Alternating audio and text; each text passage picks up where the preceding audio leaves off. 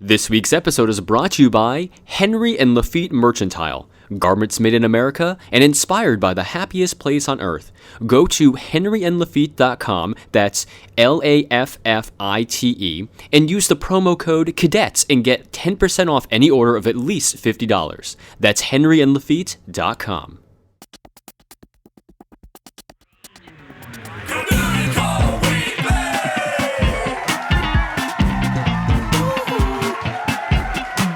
Communicore Weekly. Come on and get geeky. With 5 around boats and 5-legged goats. Communicore Weekly. You might get some freaking.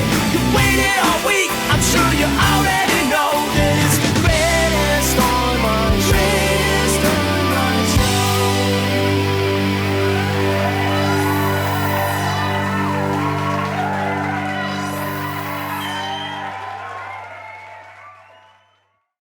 Hello and welcome to Communicore Weekly, the greatest online show and home of the world's first pair of independently born identical twins. I'm George. And I'm Jeff, and this is the end of our look at the Westcott. Wow. It's Just been 3 parts. Have we done a 3-parter before? I don't know if we don't have think actually. so. Maybe once last season, but I'm not entirely sure.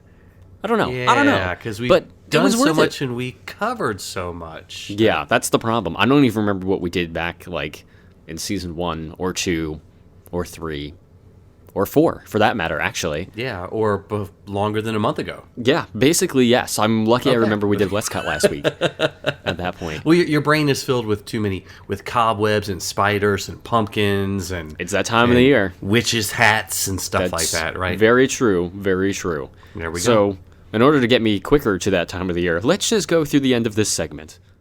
It's time for Disney History.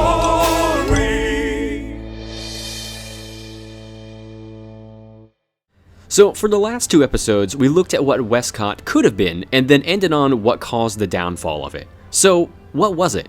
Well, it was actually a lot of things. Caltrans, the California agency in charge of the highway system, was anxious to rebuild the Orange County section of Interstate 5. So Disney wanted part of this reconstruction to drop people directly into their parking garages, so they were pressured a bit to announce their plans.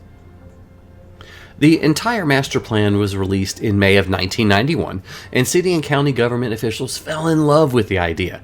They knew what an expanded Disneyland resort would mean to the city. Estimates suggested that more than 27,000 new jobs would be created and $38 to $46 million in new direct tax revenues to the Anaheim General Fund. But local business owners were not pleased. In fact, they hated the idea. So when the master plan was released, they saw that many of their businesses were on the land that Disney planned to use. Obviously, none of them agreed to that. Apparently, no one even contacted them about it.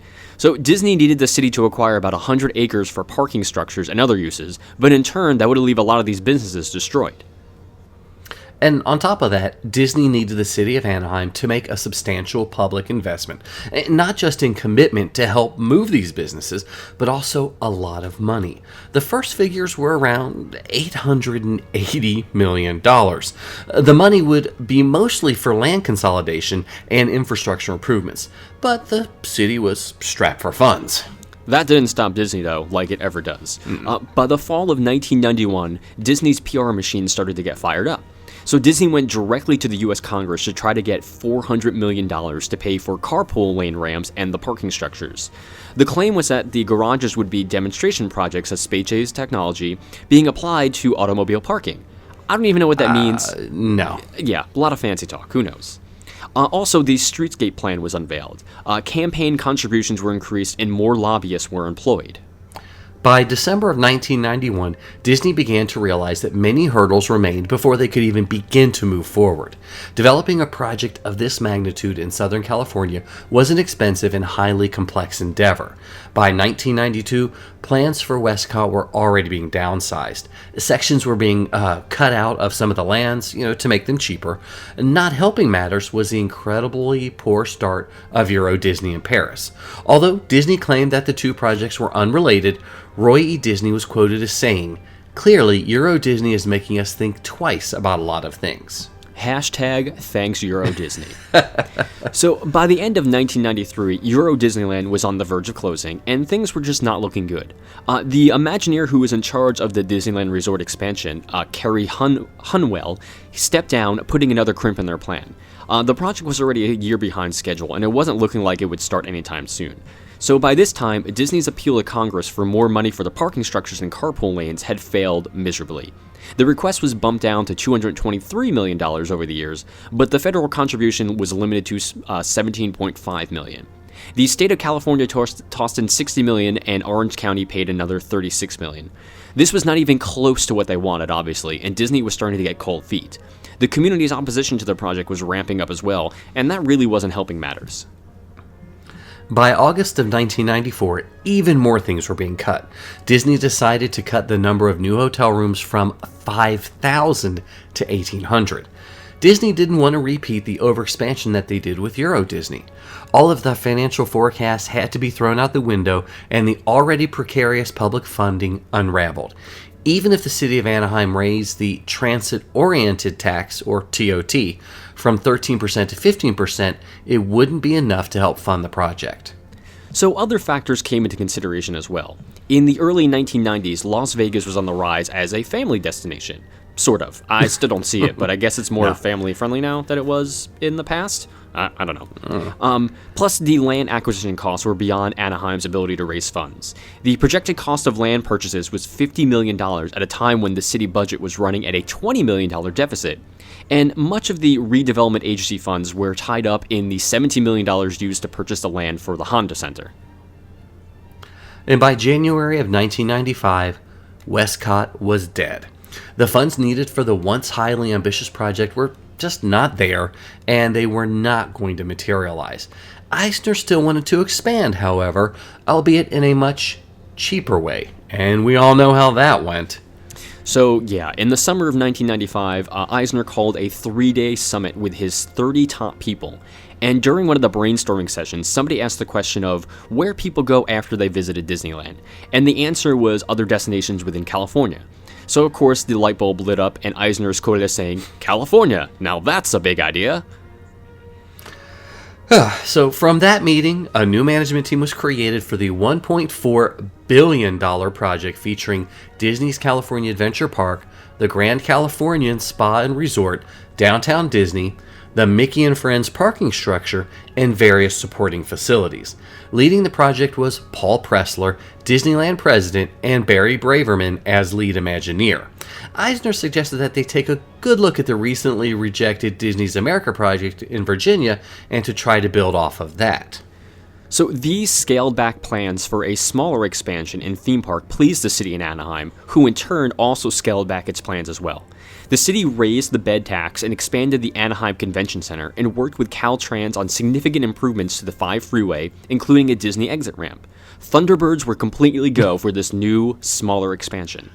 Of course, a lot of people in and out of the company hated the idea, but it had a lot of support from the higher-ups. And defending the decision to proceed with Disney's California Adventure, Disney legend Marty Sklar said, "I prefer not to spend 6 to 7 years of my life on something that's already been done." Ba-dum-bum.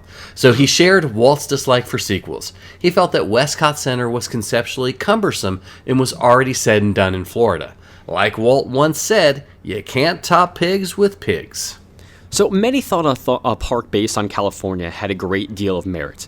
People come to California to see the sights, but they're literally all over the state, and some of them you just can't get to. So by replicating some of these things within the theme park, it would be a one-stop shop for tourists to visit things they wouldn't normally see.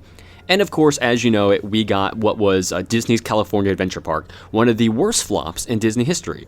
Thankfully, it's much better today, but back then, it was a pile of junk. Yes. So an alternate view is attributed to another Imagineering legend. When asked of his opinion of Disney's California Adventure, John Hench, 65-year Disney veteran, said, "I liked it better as a parking lot." Zing. Thankfully, as you all know, Disney recently plunked down $1.5 billion to fix many of the problems with DCA 1.0. Buena Vista Street is gorgeous, but every once in a while, I kind of wish we had gotten Spaceship Earth. I don't know what Space Dip is, but Space Station Earth. Wow. Instead. Man. And that was a mouthful. Could have been great. Could have been wonderful. Exactly, could have been. So we'd love to know what you think about Westcott after our gigantic 3-part series on it. Would you have liked to have seen it? Did you see any of the plans? Were you in on anything? Let us know. Give us a call on the Communicore Weekly Hotline at 424-785-4628. That's 424-785-GOAT. He's a nerd, he's a geek, but we all like to hear him speak. So listen up to the words from his speech. It's George's Book of the Week.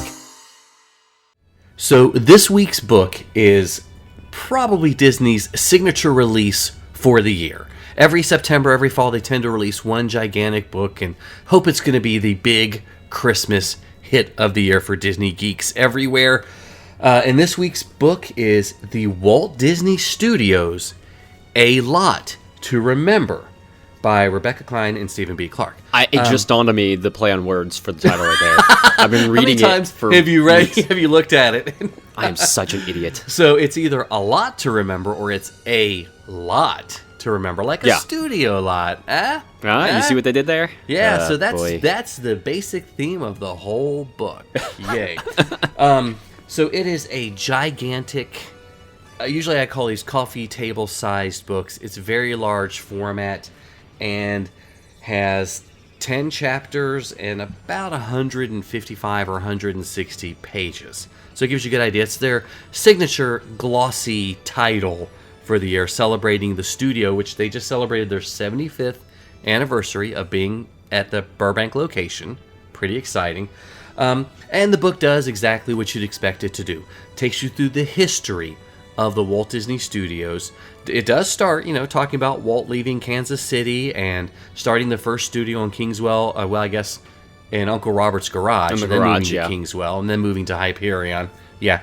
And then finally getting to the Burbank studio as well.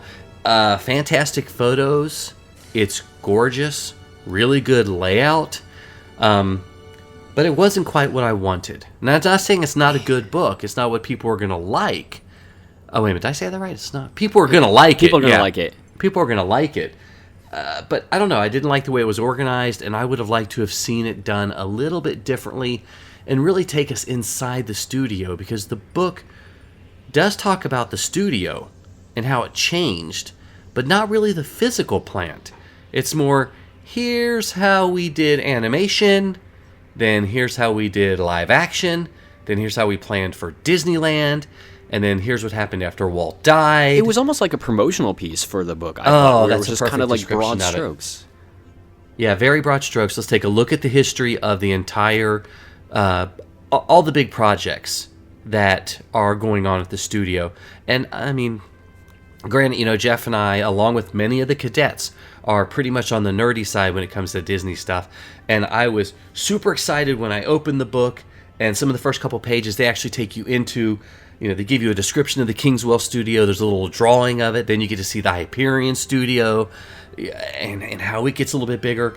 And then that's really it for taking you inside the studio. Yeah. I really would have loved to have seen more photographs and pictures of people at work and what the animation building was. And I will say, guys, there is a not safe for work moment, and I don't remember what page it's on, but there's a picture of the sun deck. Oh, yeah, here it is. Oh, man. Page 40.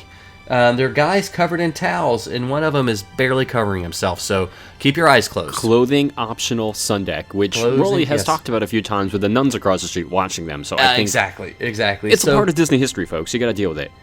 It is. So I don't want to be too negative about the book. It's gorgeous photographs, great layout. It's a good general history.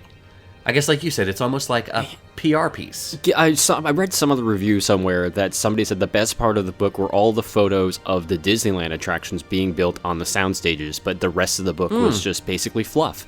And I would tend to agree with that. I mean, we get some great looks at the studio that we've never seen before, but there wasn't a lot of, information. I don't know if there even more. If there is more information about it out there. It just wasn't what I was looking for, I guess. It was great to see the photos, but I wanted a little more history, I guess. Yeah, I can agree with you on that. It makes a lot of sense. And, I think people are going to find different things in this book. The hardcore Disney enthusiasts and the armchair Disney historians, because I haven't read that book yet, so I don't know how to be a Disney historian. Yeah. They're not going to find as much in here. People that are new to the company or new Disney fans or really just like the theme parks, I think they're going to enjoy it. Because it's going to teach them a lot about the company, a lot of stuff they may not have known otherwise. So, maybe this is a time to go to your local bookstore and look at it before you buy it. That's a good point. Maybe. Sure. Yeah, we'll see. So this week's book was the Walt Disney Studios, A Lot to Remember. Sometimes it's a 1, sometimes it's a 2. When you gotta go, what you gonna do? It's a bathroom break. A bathroom break.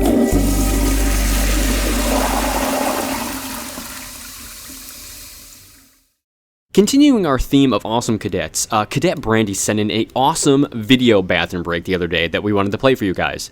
Now, don't worry, it's not what you think. She's actually just exploring one of the bathrooms on the Disney Wonder cruise ship. So we thought we'd play the audio for you because it's fantastic. So take it away, Cadet Brandi. Hi Jeff, hi George, it's Cadet Brandi here, and I'm on board the Disney Wonder. They are getting ready to go into dry dock, and I just wanted to show you guys my favorite bathroom on board, which is going to be gone here shortly.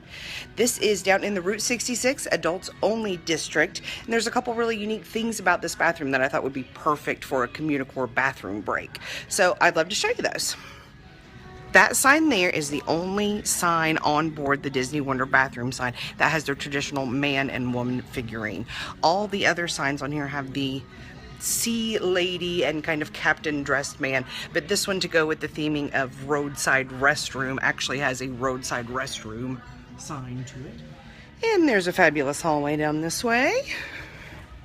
And we'll be going to the ladies' room, obviously. Sorry. And it's actually outhouse themed, which is really, really cool.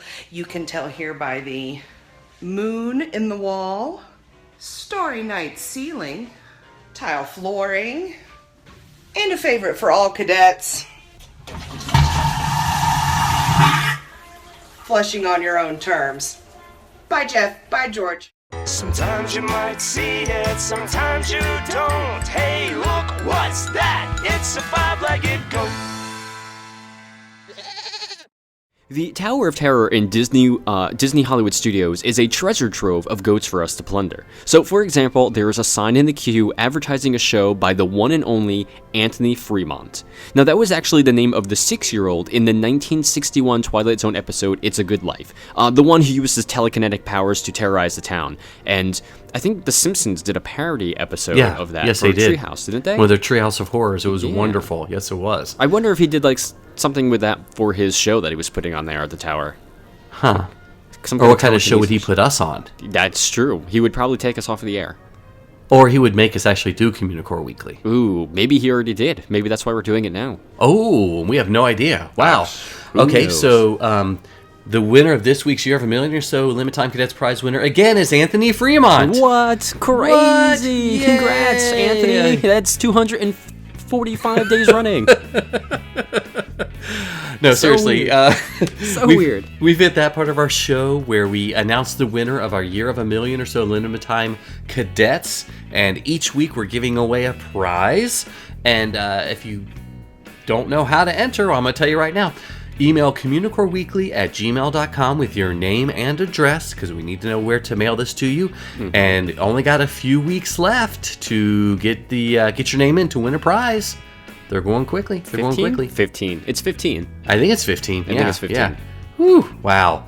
That's crazy. So, all right, Jeff, so take it away with this week's winner. So, this week's winner is going to get a Communicore Weekly prize pack, and the winner is... Oh, wait, I disagree. This week's winner is actually going to get a copy of Drinking at Disney by Drunky and Rhiannon. I totally forgot. I'm so sorry about that. Now, wait a minute. We might not be saying that name right. It might be Droonky. Droonky? I don't know. I mean, it's kind of confusing. That's true. Anyway, we reviewed it on episode 244 of the show. We both loved it. Yes. You guys should, if you don't win this week, you should go out and purchase it because it's fantastic. Yes. Anyway, so the winner of the book is Michael D. from Simpsonville, South Carolina. Ooh, congratulations, Michael. That was a good tie into the goat, too. That Simpsonville. was, right? Boom. Wow. Nailed it. That was I didn't pretty even good. think about that. Yeah, that was pretty good. So, okay. Well, thank you guys so much for watching and listening to another episode of Communicore Weekly. Yeah, and thanks to Bamboo Forest Publishing for providing a copy of the book for us to give away as the prize. Yeah, definitely. However you listen to the show on YouTube or on iTunes, leave us a comment, leave us a rating. We'd love to hear from you. Yeah, and you can always email us at communicoreweekly@gmail.com to tell us how much you loved buying your own copy of Drinking at Disney. You can also like us on Facebook.com/Communicore Weekly, and also leave us a comment there and, show us a picture of the book. Exactly. Follow us on Twitter and Instagram and Periscope. We'd love to see a photo of you with the book. I'm at Imaginerding. He's at Jeff Heimbach. You can also call us on the Communicore Weekly Goat line at 424-785-4628. Leave us a message about the end of the show or your own review of the book. Ooh, that's even perfect. So you can always visit communicoreweekly.spreadshirt.com to buy an awesome t-shirt to wear while you're reading Drinking at Disney. I was really wondering how you're going to tie into that. Okay, yeah, that's good. All right. If you want an official Cadet membership card or a sticker to put on your own copy of Drinking at Disney, send a self-addressed stamped envelope to Communicore Weekly, P.O. Box 432, Orange, California, 92856. Yes, and as always mentioned, you can visit patreon.com/Communicore Weekly to find out how to support the greatest online show, or you can just buy a copy of Drinking at Disney and tell them we sent you. Exactly. That'll work. So for Jeff Heimbach, I'm George Taylor. And for George Taylor, I'm Jeff Heimbach. Thanks so much for listening, guys and gals. We'll see you next time on Communicore Weekly, the greatest online show.